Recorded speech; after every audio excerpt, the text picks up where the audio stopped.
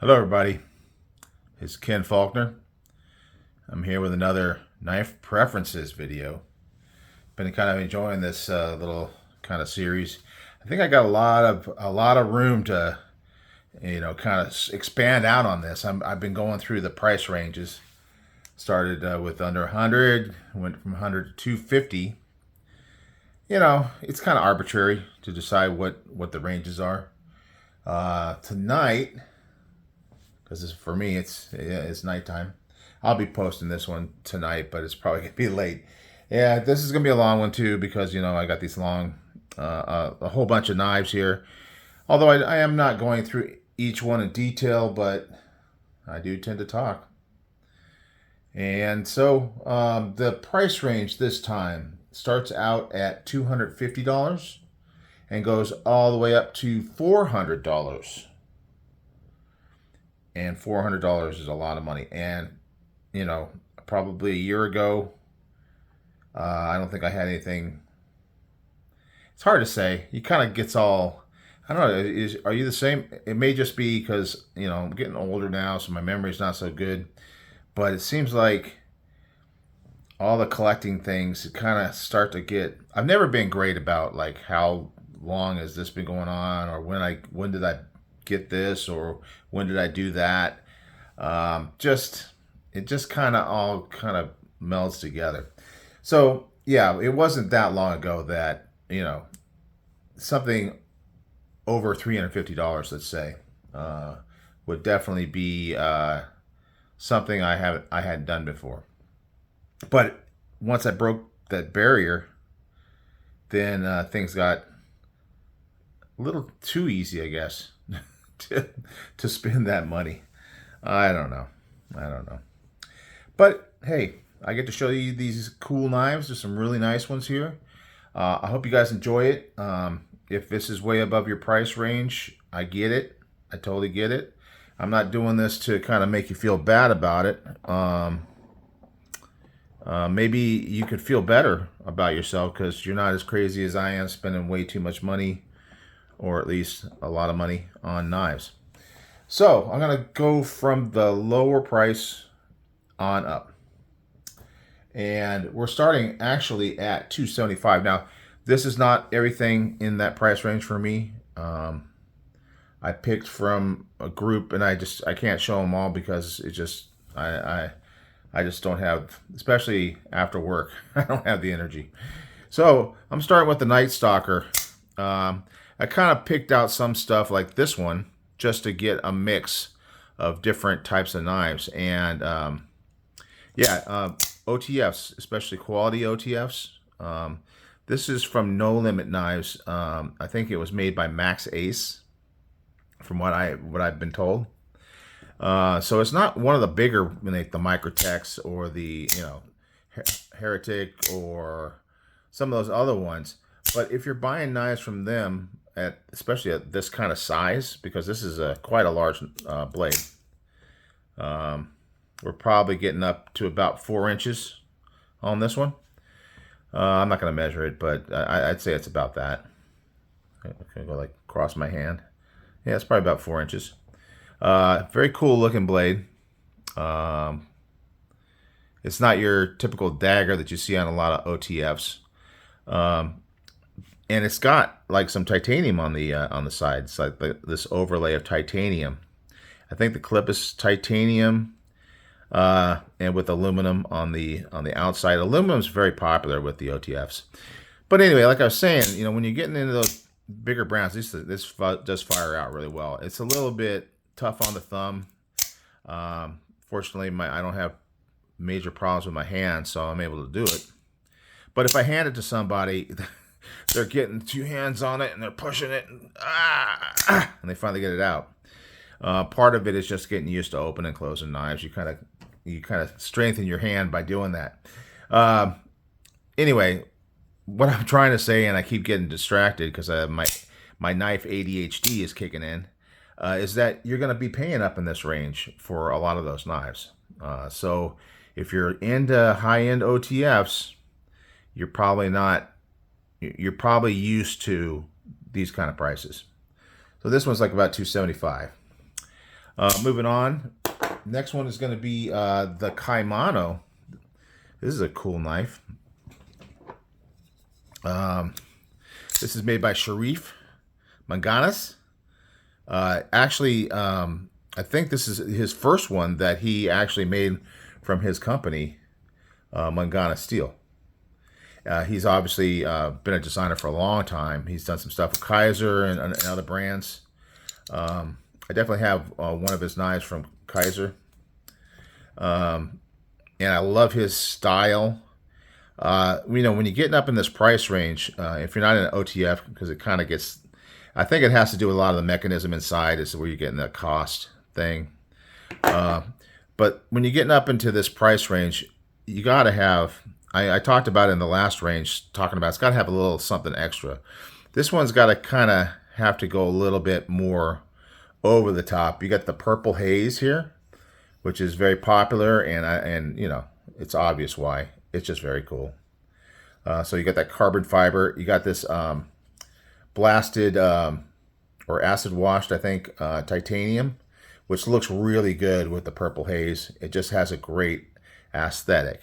And aesthetic is a real word that you're going to be dealing with a lot when you're talking about this price range.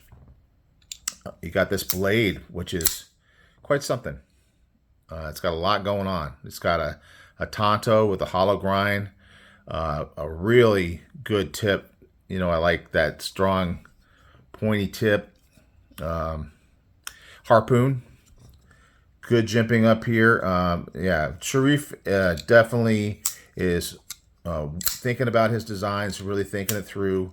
He's got some good jimping on the flipper tab, so nothing to complain about there. Yeah, I know some people aren't so much into the middle finger flick, so it's good to have that option for those people. It's kind of like the lefty-righty clip. Speaking of which, yeah, looks like we can do that here because it looks like it's on top. Otherwise, I don't know why they'd have those two there. So I'm pretty sure, yeah, that is a reversible clip. So those kind of features. And the bolster lock. One of the things I really like, one of my favorite locks, the bolster lock, kind of having it partially hidden. And if you're a lefty doing a middle finger flick, because I've done that, I've tried to do it. I try to be decent about being able to open knives with the left hand, but it's definitely a struggle. But when it's a bolster lock, it makes it so much easier. It really does. So there's a lot of details on here. We're talking about a S35VN steel. So maybe not the top, tippity top of the premier steels, but definitely S35 is up there. Let's move on. We're going to go to the Telson. This is one I got last time I was at California Custom Knife Show. Missed the last one because I was getting too close to Texas Blade Show, and I needed to. I can't not spend money. I know some other people were talking about they were going to go and they didn't have money to spend. But if it is me going to the show, I'm going to spend money. I know I am. I happen to know that for a fact. This one I got at the, I guess it was the fall show. Because I didn't go to Blade Show West, I was able to go to the fall California Custom Knife Show. And this Telson was just sitting there looking at me. And I'm asking the guy, well, what is this material? And this inlay here is Zircotai. And that's something I didn't have in my collection yet. You also have a little pop of color in the pivot. And that's going to be a Timascus. So it's got a lot of little aesthetic pieces to it. Nice look. I mean, like the relief here matches like the little marks on the clip. I mean, a lot of little details. Feels great in hand. This is a really nice knife. I mean, I was kind of blown away, and it was almost like an impulse buy because I hadn't really checked this knife out until I saw it at the show, but I was blown away.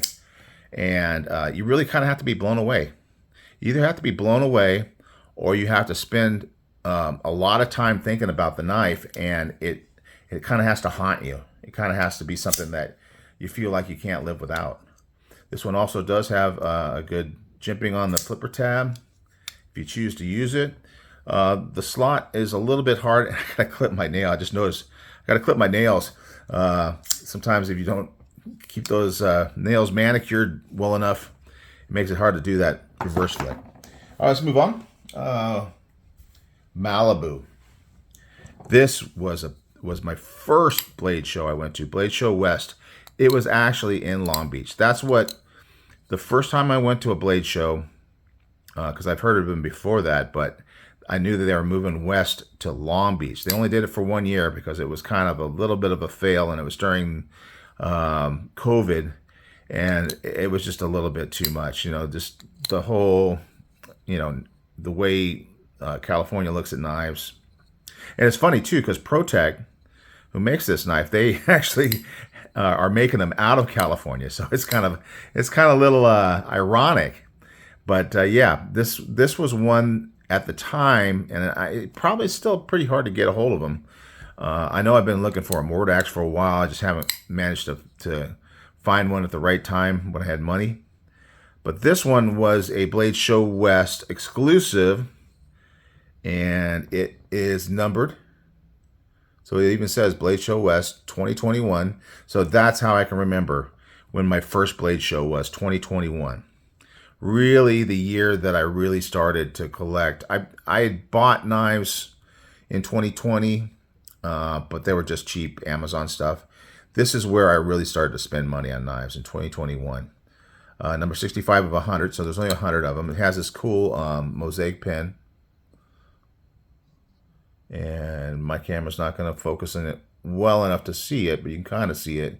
Or maybe you've seen them before. This one's seen somewhere. There's a little bit of a wear on the coating here. It's aluminum, so aluminum is going to see that. I mean, unless you completely safe queen it, but that's not my style. Love this knife. The Malibu. Great action. Moving on. Nimble W. This is one I recently got. If I can find it. This is one of a lot of the ones in this range. I got deals on, and this is one that I did get a deal on. I bought this one used. This one was used. Where else? I got some great ones. The Shaman was used. So those ones I got deals on. So as far as the price I paid for some of these, it's probably in the lower end, but the value of them is definitely up there. So yeah, very, very cool knife. This is one that haunted me for years. I mean, that I wanted and wanted and wanted. And it was one of those ones that dropped.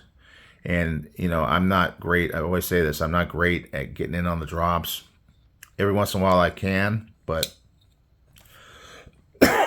yeah, this is one that I wanted for a long, long time. I finally got to pick it up. I was super happy. Nimble W, we're talking about M390 steel. So, we're in that more premium type level. I would say even more than S35. We're seeing a lot of 20 CVs in here. We're seeing M390s. I got a 15V in here, Magna Cut. So a lot of those premier steels. There was only that one, the Megana steel that was the S35. But it makes up for it with a lot of the other aesthetic features of it that are so cool. Nimble W is a great knife. All right, moving on. This is one that I did get on a drop. No, sorry. It's one of those ones that was dropped, but I got it at a show. So sometimes in this case, Devo knives. Unfortunately, they're not going to be in Texas. I was kind of a little surprised because I usually see them at shows, but for whatever reason, I know there'll be a Blade Show, and they're usually at Blade Show West, and I think that's because Mason Colin lives over that way, so it makes it easier for them to go to that show. But anyway, they were at Blade Show, my first Blade Show. I picked this one up and super happy about it. Kevin's a great guy. Colin's a great guy, and I love this knife. So cool. definitely up there. So this one is where we're getting into the $300 range. Everything I've shown so far has been at least slightly below 300, and this is the last one that is, nope, we got one more that's below 300, and you'll know why if you're familiar with Jack Wolf knives. Most of his slip joints have been right at $299. He's using that price point. He's keeping that price. A lot of people would say that why is it worth that much? Sometimes he does have amazing aesthetics, and it carries on into his packaging. The branding is amazing. He's just done such a great job with brand, and brand actually is a big part of that extra cost that you're willing to spend. And for me, just over the time from my first blade show, where I got this one, I met Ben Belkin at that show and talked to him for quite a while. He was just a friendly guy. It's just so easy to talk to. Other shows I've sat down and had breakfast with him before the show, or I meet him in the lobby. He always knows who I am. And I was just on Casey's live last Monday when Ben was there, and he was talking about how we're always kind of meeting up at the shows. And so I'm always buying stuff there. It's a kind of a tradition now. I'm definitely going to be getting something from him. Probably that new locking knife from him that he's just putting out, the Big Bro, I think it is. But you never know. I'm going to see what he's got. We're going to talk about it, and I'll find something that I want to pick up. So anyway, that's one of quite a few Jack Wolf knives that are right at that $300 range that I own. Next, we're getting over 300 now. But I did get this one at a good deal. I was at the show, and also so when you're at shows, you can get deals. I think on some of the Jack Wolfs I bought, he's kind of dropped the price a little bit for the show. Not always, can't count on it necessarily, but yeah, I remember going to my first blade show in Atlanta, and this was on my list. This is one of the main ones I was going to get, the Atom, and I really loved the way they mill this handle. And they've always had such a good brand. Everybody was always talking about them. Thin, light, super slicey, great knives, beautiful aesthetics again, and branding, and steel. It's 20 CV. Just outstanding knife, and outstanding company. I mean, I know a couple people that have gotten knives sent to them. Smaller channels that have been partnered up with TRM, Three Rivers Manufacturing. So yeah, I love that knife. That was my big show off knife that year when I got that one at Blade Show. Moving on down, Zero Tolerance. Now this one, slightly over $300, was my first knife that I spent over $300 on. Very, very first knife. And it's because I heard so much. I mean, I've always liked heavy duty knives, well-built knives, and I always heard about how great ZT was. This is kind of earlier on, even before Blade Show. I carried this one. This has kind of been a tradition. I carried this one to Blade Show West, my first Blade Show. And it was kind of cool to be able to whip it out and show people. And some people say, it's just a little bit plain knife for ZT, but I think that the full tie version is exceptional. It's got that slicer grind. It's a Hinderer design, and it's got some of that Hinderer kind of feel to the way it's got all the hardware on there, and it's got the over travel and all that good stuff. 20 CV blade. Man, I've always liked this knife. The main thing I don't like is that it looks like thumb studs. I think I've heard of people actually swapping these out. These are actually the stop in the open position. You can see how it hits right in that spot. but you can't use them to flick the knife open. And I've heard of some people, maybe, if I'm correct, have swapped those out for actual functioning studs, which would be so awesome to be able to flick that out. But it's still an awesome knife. I've carried it every blade show I've gone to, so I'll be taking this to Texas with me. Okay, and that one's, like I said, it's a little bit over. This one was at $312. Now I got a Microtech, but it's not an auto because California. I would like to get some autos. I may get some anyway. I mean, I obviously I got this but I got a sweet deal on this one. But it just, the fact that I can't really carry it, it kind of lessens the value for me. This one, again, aesthetics and just crazy, wild design that works, very functional, feels great in the hand. Ever since I first saw this knife, I was just so excited about the stitch. I think it was maybe just automatic at the time, or I just didn't know that they had a manual one, and it blew my mind when I found out that they had a manual version. Then I was hunted down at the shows, but they were always selling out. Nowadays, it seems like you got these more readily available, a little bit easier to find. It's kind of a crazy fun knife. Got me started on the ram locks. You've seen I've gotten 3 of them now. So anyway, oh, my battery's about to die. I gotta go quick. Vero Engineering. Hopefully I'll be able to finish this one.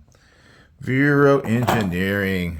So again, aesthetics, just different kind of look. They got a different language that they speak in the way they make their knives. Actually, the guy from Vero, whose name is Vero, but I can't remember his first name off the top of my head, got some Timascus there, is an engineer, and I totally vibe with this. This one also got hollow grind from Sawtooth Dave.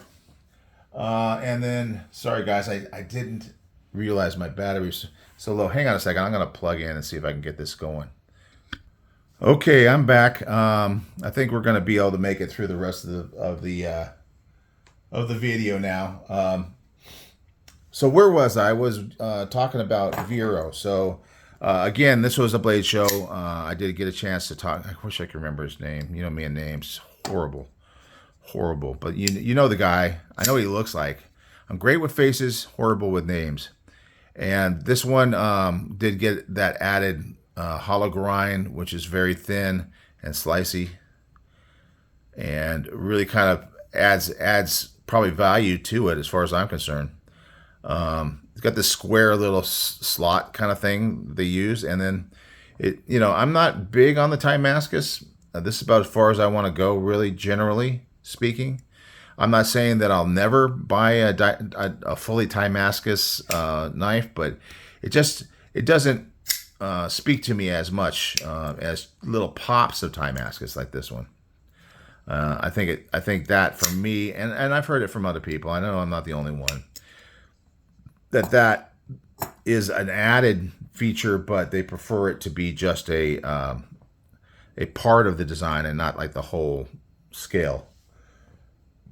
Especially when you get like a Timascus scale and then it's a Damascus blade, and it's just a bit too much for me. Now we're moving on to the Shaman. Yeah, this is one that haunted me.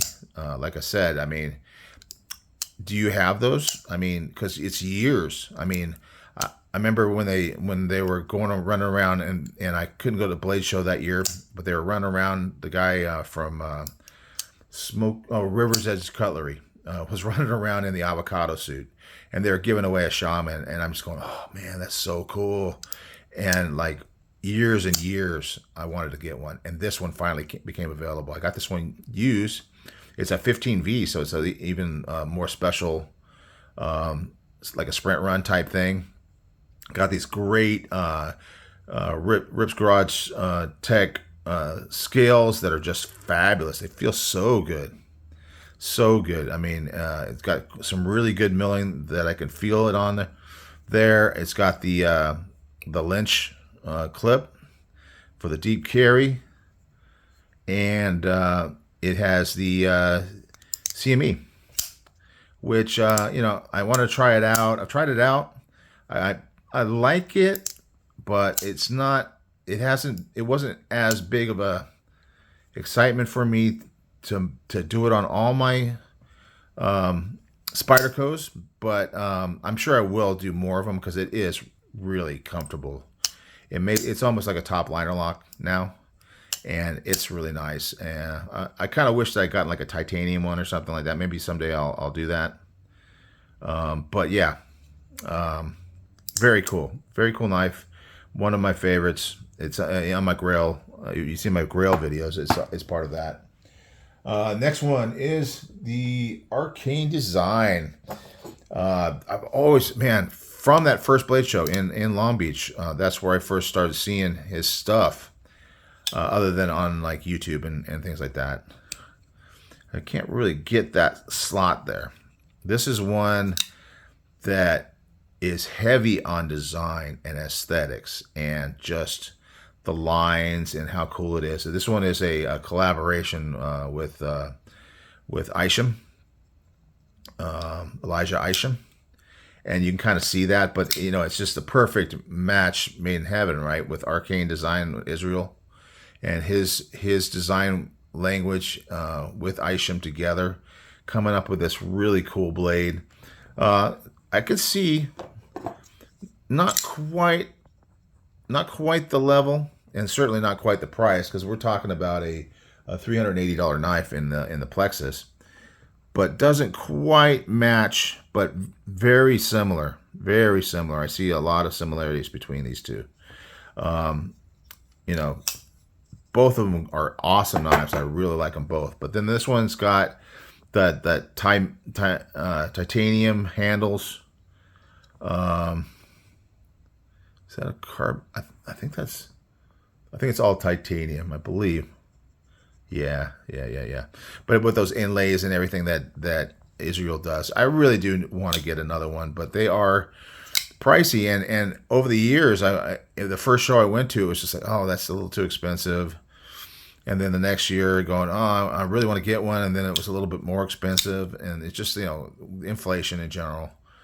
But yeah, this year at Blade Show, I just decided, yes, I am getting it. I am buying one. I'm not going to question myself. I'm not going to doubt myself.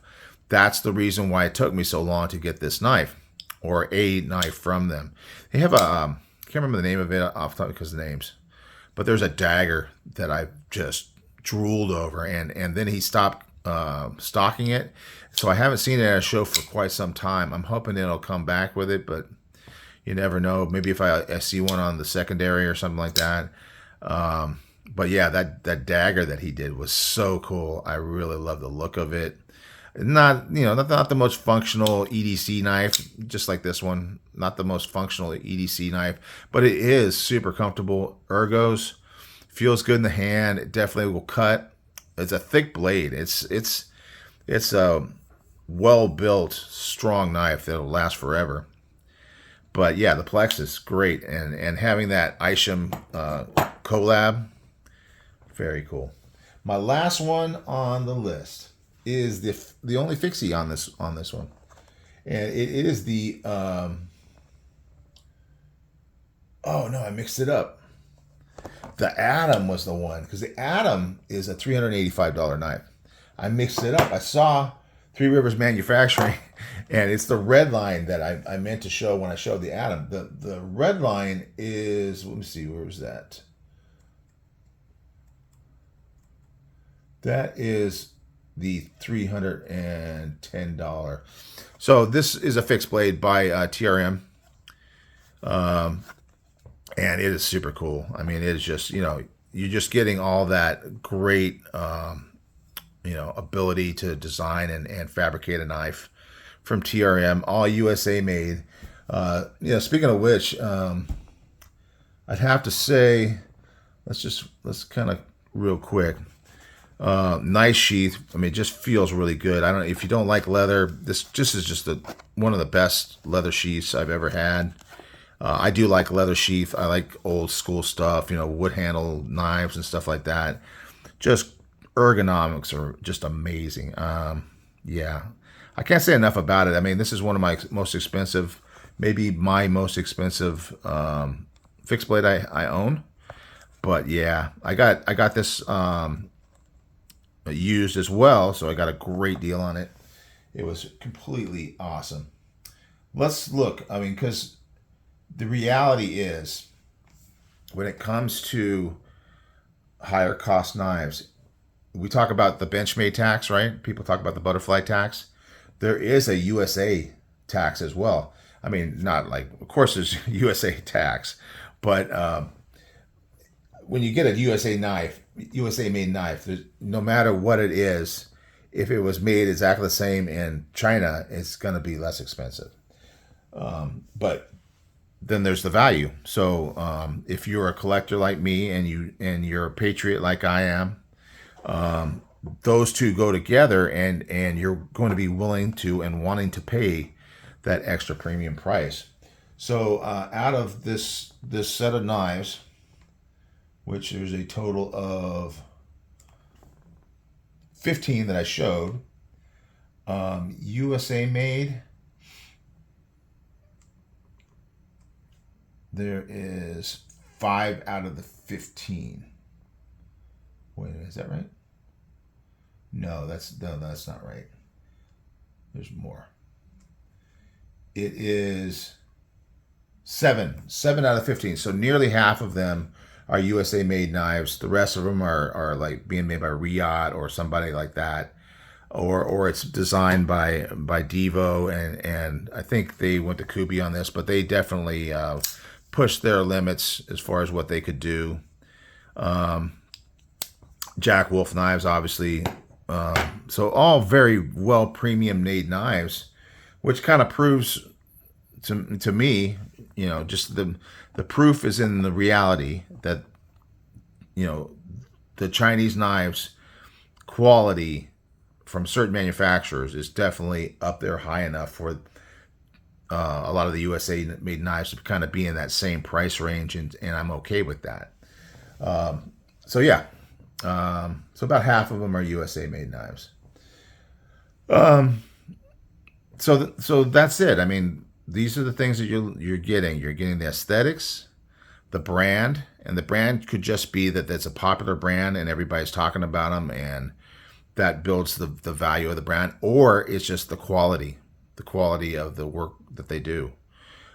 Probably a combination of both, because you don't get that brand recognition without, like Nike or any of these other companies are making great stuff in order to get brand recognition. Maserati, any of those names that you attach to a premium value for whatever product it is, they've earned that somehow. And so brand is going to be part of it. Materials is obviously going to be part of it, but these are all kind of in that same category for the most part.